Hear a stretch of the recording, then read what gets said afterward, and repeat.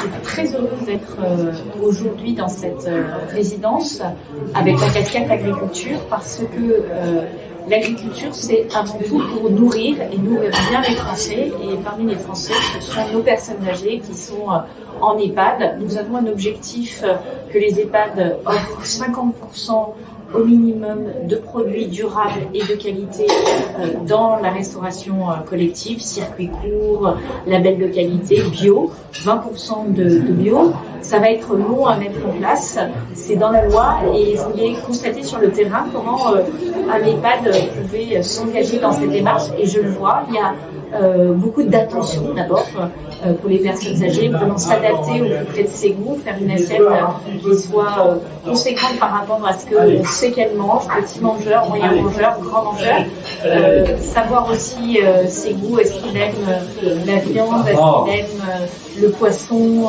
est-ce qu'au contraire il est complètement avec des légumes et des céréales. Et donc ça c'est aussi un enjeu.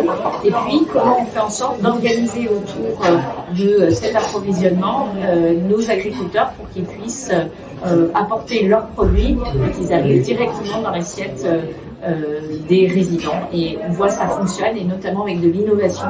L'innovation, c'est des chariots connectés qui permettent de savoir très exactement ce qu'on sert à chaque résident et ce qu'ils mangent, ce qui fait que derrière, on peut ajuster les recettes qui fonctionnent par rapport aux recettes qui fonctionnent moins bien et puis l'apport calorique et bien suivre chaque résident en matière de santé, en matière de plaisir et surtout en matière d'approvisionnement auprès des agriculteurs.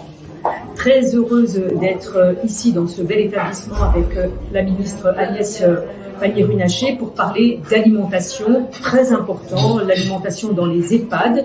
Sur le territoire national, on compte 7500 EHPAD, donc il est important de faire attention à l'alimentation de nos résidents qui ont aussi bien sûr une certaine exigence, qui veulent bien manger. Les repas sont un moment généralement de convivialité, de partage et une façon aussi de lutter contre l'isolement, la solitude. Mais le bien manger, ça concerne aussi les établissements. Donc ce matin, nous parlons du bien manger, bien dans mon assiette. Donc c'est important d'être là.